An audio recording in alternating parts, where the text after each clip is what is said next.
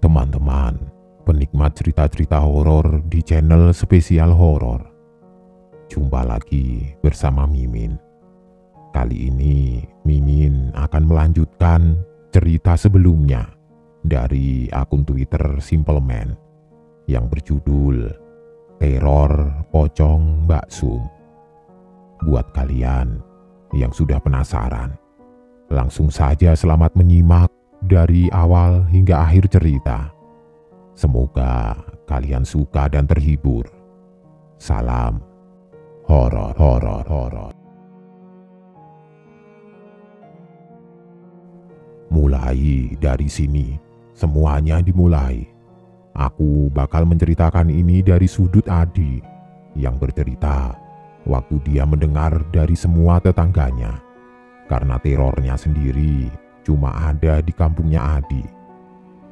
Bu Mi adalah pemilik warung sekaligus tetangga dari Mbak Sum.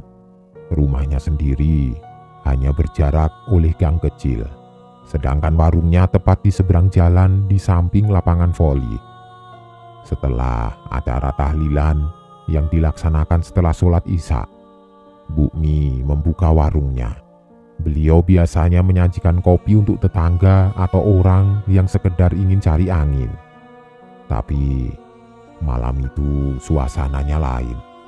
Tidak pernah Bu Mi merasa kondisi desanya sesepi ini. Dia cuma duduk sambil melihat jalanan yang kosong, kemudian firasatnya tiba-tiba tidak enak. Bu Mi merasa malam ini dia tidak seharusnya buka warung.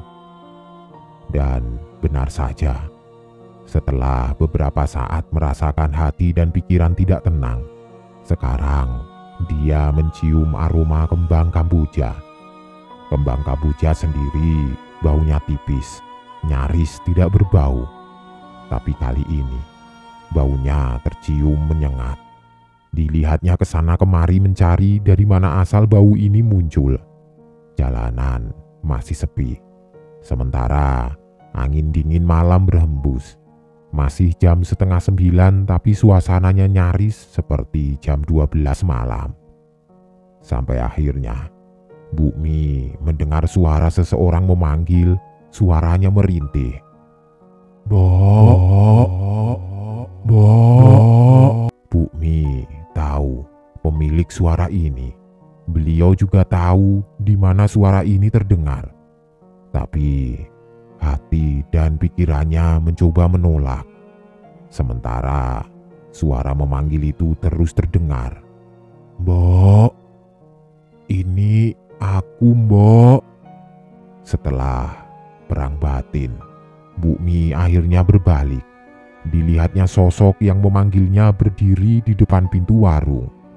Seketika itu, Bu Mi cuma bisa berucap istighfar sambil menutup matanya rapat-rapat, karena apa yang dia lihat benar adanya. Itu adalah Mbak Sum, tapi dengan wujud pocong. Samar, Bu Mi masih mendengar sosok yang menyerupai Mbak Sum berbicara. Mbok, tolong Mbok. Bu Mi masih menutup mata, sambil mulutnya memanjatkan ayat-ayat. Suaranya tidak mau hilang, suaranya terus meminta tolong dengan keberanian yang tersisa. Bu Mi melihat Mbak Sum masih berdiri. Sudah Tonak, sudah, dirimu sudah berbeda alam. Kembali ya nak, kembali. Tapi seperti tidak mengindahkan permintaan Bu Mi, sosok itu masih berdiri di tempatnya. Tolong Mbok. Bu Mi tidak tahu apa yang harus dia lakukan. Sampai akhirnya Bu Mi mungkin mengingat kenapa Mbak Sum menemuinya. Mohon maaf ya nak, bila aku punya salah, maaf sebesar-besarnya. Mulai sekarang, aku juga memaafkanmu. Kembali ya ke tempatmu. Tepat setelah Bu Mi mengatakan itu, pocong Mbak Sum pergi. Malam itu juga, Bu Mi merapikan dagangannya dan pergi pulang. Namun Bu Mi belum menceritakan ini kepada semua warga atau keluarga Mbak Sum. karena hampir sebagian orang nanti akan mendapat gilirannya sendiri. Sebelumnya, aku mau ngasih penjelasan. Apa yang aku tulis ini sudah mendapat izin dari Adi perihal kejadian yang sempat bikin heboh desanya 7 tahun yang lalu, waktu aku masih SMK. Aku masih ingat waktu itu.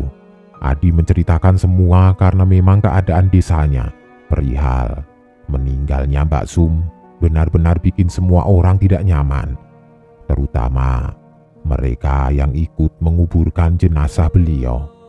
Orang-orang memilih bungkam atas kejadian ini, tapi beberapa masih suka membicarakannya.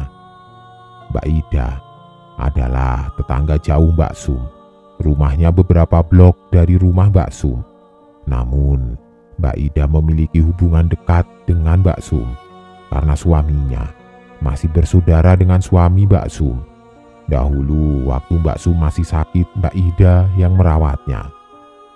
Mbak Ida adalah salah satu yang paling tahu betapa aneh penyakit yang menyerang Mbak Sum. Sebenarnya Mbak Ida tidak pernah mau menceritakan apa yang menimpa Mbak Sum. Namun, banyak orang yang selalu bertanya kepadanya karena sungkan terkadang Mbak Ida menceritakan kondisi Mbak Sum. Ketika Mbak Sum meninggal, Mbak Ida pula yang ikut memandikan jenazah beliau. Tapi sebenarnya Mbak Ida tahu dia merasa tidak enak atau mungkin bersalah setiap kali membicarakan keadaan Mbak Sum kepada orang-orang yang menanyainya. Saat itu, malam hari dan hujan baru turun. Mbak Ida ada di rumah menghabiskan waktu untuk menonton televisi. Suaminya, Mas Eko, saat itu dapat tugas shift sore di sebuah pabrik kertas. Lokasi rumahnya sendiri berada di samping kebun pisang cukup jauh dari rumah tetangga. Sekitar jam 11 malam, Mbak Ida masih menonton TV. Belum ada keinginan untuk tidur. Sementara hujan masih turun meski hanya sekedar rintik-rintik. Sampai suara ketukan pintu mengalihkan perhatiannya. Awalnya Mbak Ida ragu mungkin salah dengar, tapi suara itu kembali lagi. Mbak Ida bangkit dari tempatnya, berjalan menuju ruang tamu. Tidak pernah terpikir akan ada tamu malam-malam begini. Jadi Mbak Ida hanya mengintip dari jendela kaca yang hanya ditutup selambu. Ketika ia mengintip siapa yang mengetuk pintu, ternyata tidak ada siapapun yang bertamu. Mbak Ida kembali menonton TV dan baru saja ia duduk, pintu kembali diketuk. Lebih keras dari sebelumnya. Mbak Ida kembali menuju pintu rumahnya. Sekali lagi, ia mengintip dari jendela rumah, masih tidak ada siapapun. Hal ini terjadi sampai ketiga kalinya. Karena kesal, Mbak Ida menunggu suara ketukan itu di ruang tamu. Dan benar saja, suara ketukan itu kembali terdengar. Karena mungkin ingin segera menangkap siapa yang sudah bersikap iseng. Tanpa mengintip di jendela, Mbak Ida membuka pintu. Tepat ketika pintu dibuka, Mbak Ida hanya bisa mematung, melihat sosok berdiri dengan kain kafan kotor melotot ke arahnya. Kata Adi, mencuri dengar saat Mbak Ida bercerita, beliau mencium bau amis seperti bangkai ayam. Besoknya, Mas Eko, suaminya, menemukan Mbak Ida pingsan di ruang tamu dengan pintu terbuka lebar. Mas Eko yang panik segera membangunkan Mbak Ida. Kabar tentang pocong Mbak Sum segera menyebar. Ditambah pengakuan Bukmi kalau beliau juga melihatnya tempo hari. Bukmi menceritakan kejadian itu, hanya saja ia mencium bau bunga kamboja. Sedangkan Mbak Ida mencium aroma bangkai ayam. Kejadian ini hampir membuat satu desa heboh. Pak RT sampai akhirnya bicara dengan keluarga almarhumah dan akhirnya sepakat untuk memanggil orang luar. Saat itulah Orang yang dimintai tolong menjelaskan bila Mbak Sum meninggal tidak wajar dan biasanya diikuti dengan penasaran. Untuk alasan kenapa Bu Mi dan Mbak Ida didatangi oleh beliau karena mereka membicarakan hal yang seharusnya tidak dibicarakan. Saat dimintai jalan keluar itu, orang pintar itu hanya bilang, tunggu sampai 40 hari. Maka ia akan pergi dengan sendirinya. Untuk yang tahu keadaan beliau sebelum meninggal lebih baik diam saja, tidak perlu diumbar atau diceritakan. Orang itu juga memberi nasihat untuk tidak keluar rumah setelah hari petang. Di sini aku jadi tahu alasan Adi menyuruhku pulang waktu itu. Aku juga jadi tahu kenapa Adi dan teman-temanku yang lain tidak mau ngomongin hal ini. Karena dasarnya aku masih penasaran. Aku pun bertanya, setelah Mbak Ida, apakah Mbak Sum masih menampakkan diri? Adi cuma diam lama. Lalu dia bilang, 40 hari, desaku sudah seperti desa mati. Dan karena hal ini tidak boleh dibicarakan, ada tukang bakso yang apes waktu lewat desaku. Bicara tukang bakso, aku cuma ingat satu orang yang sering warawiri desaku maupun desa Adi. Namanya Cak Mat, pedagang bakso yang dorong gerobak dan gerobaknya dicat dengan warna coklat.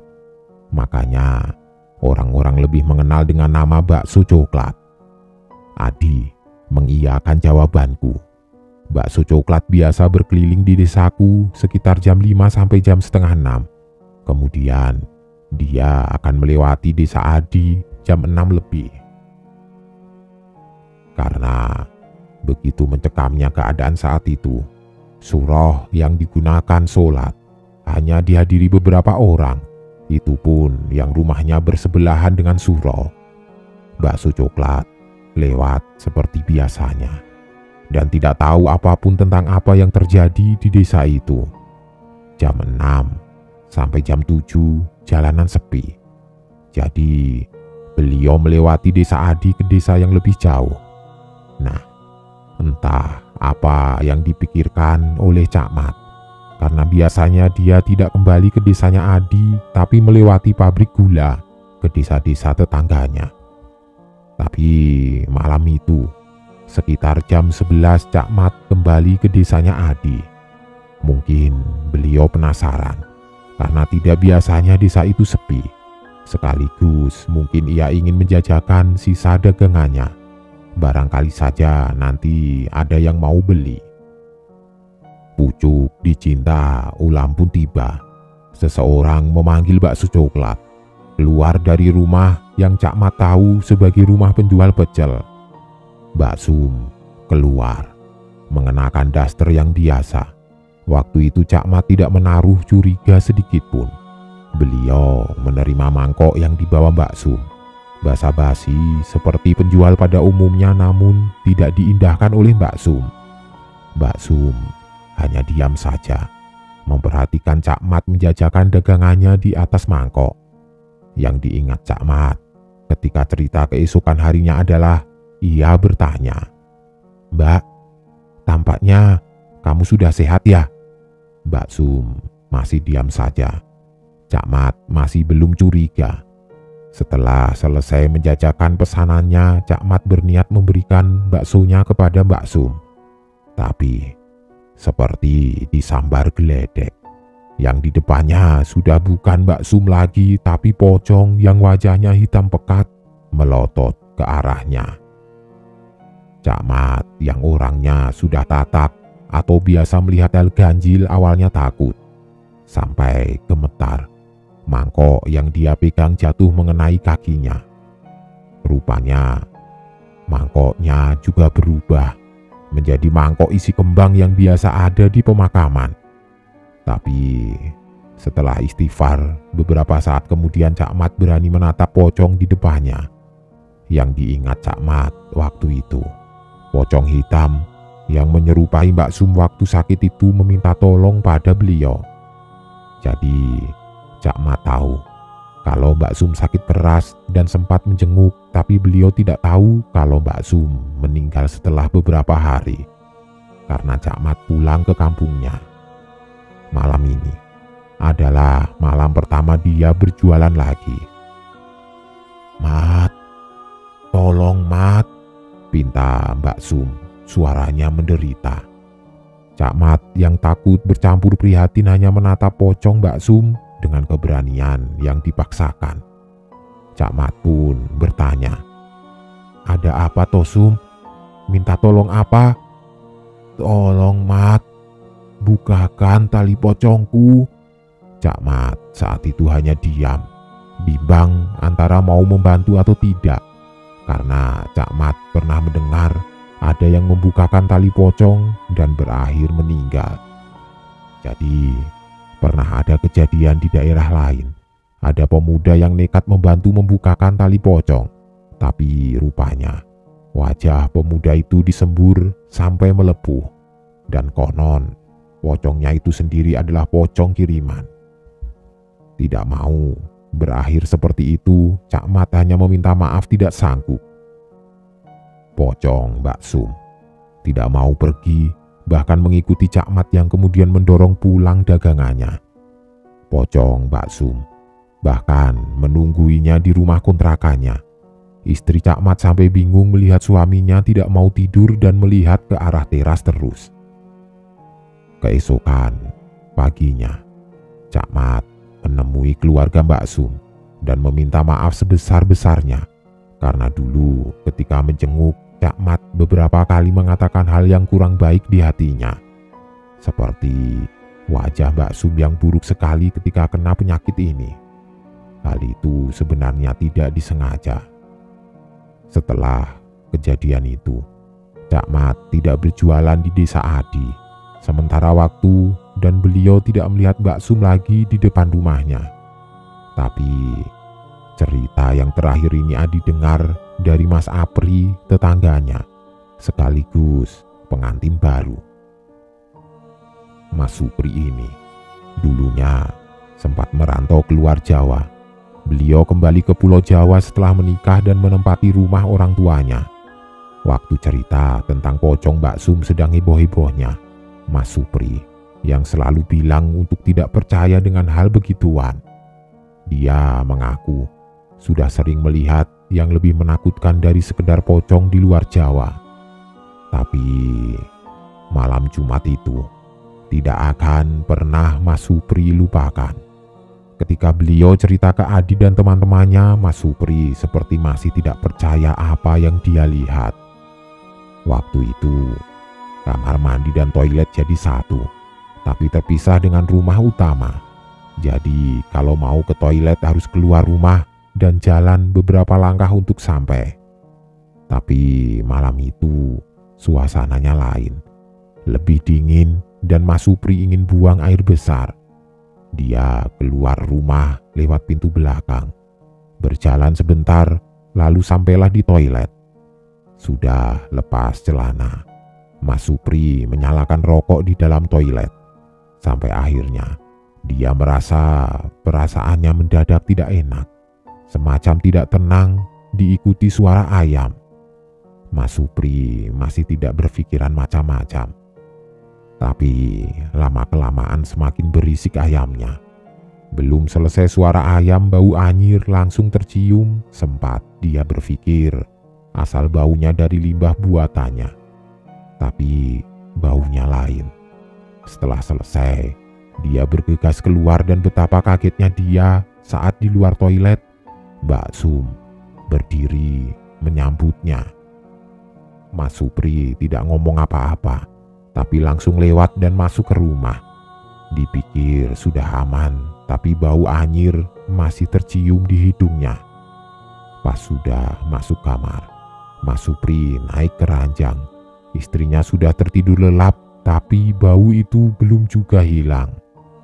Karena sudah tidak tahan, Mas Supri membangunkan istrinya. Istrinya yang bangun dan sedikit kesal kemudian bertanya, "Ada apa Thomas?" Mas Supri hanya bilang, "Dek, bacakan ayat kursi." ada Mbak Sum di sini?" Mendengar itu, istrinya awalnya kaget, tapi segera mulutnya membaca melantunkan ayat. Setelah bau itu hilang, istrinya cuma bilang, "Tadi Mas lihat ada Mbak Sum?" Mas Supri cuma menunjuk sebelah almari. "Tadi Mbak Sum berdiri di sana, Dek," Adi kemudian mengatakan. Setelah 40 hari itu, semua warga ramai mengadakan pengajian khusus di dekat pemakaman. Dan setelah malam itu, pocong yang menyerupai Mbak Sum sudah tidak terlihat menampakkan diri. Tapi Adi masih diam. Setelah aku paksa bicara, Adi akhirnya mengatakan, katanya sempat masih ada yang lihat, tapi cuma di dekat pemakaman, dan yang lihat itu bukan warga desa, tapi orang umum. Terlepas dari apa yang menimpa desa dan musibah keluarga Mbak Sum, tapi belum ada yang bisa memastikan apakah itu benar-benar Mbak Sum ataukah jin yang menyerupai Mbak Sum. Karena pernah ada yang bicara kalau itu bukan Mbak Sum tapi jin usil yang kebetulan ingin menggoda. Setiap kali orang-orang pintar yang didatangkan tidak mau bercerita perihal itu, mereka cuma mengingatkan agar tidak lagi membicarakan hal-hal buruk yang menjadi aib saudaranya. Tapi tetap saja, kehebohan ini dulu benar-benar membuat geger satu desa. Untuk kalian yang bertanya-tanya bagaimana sakit Mbak Sum, masih tidak ada yang tahu apa penyebabnya. Kabarnya itu kiriman dari orang yang tidak suka dan ingin mencelakai keluarga Mbak Sum. Aku yang benar-benar mengalami melihat Mbak Sum di jembatan saja masih kadang tidak percaya kalau kejadian itu benar-benar terjadi. Jadi terserah kalian mau percaya atau tidak percaya, dan aku cerita ini cuma ingin membagi pengalaman. Sekaligus semoga kita dapat belajar dari hal ini, bahwa membicarakan aib saudara, tetangga, atau orang lain itu tidak baik. Karena sebaik-baiknya kita kelak akan mendapat balasannya.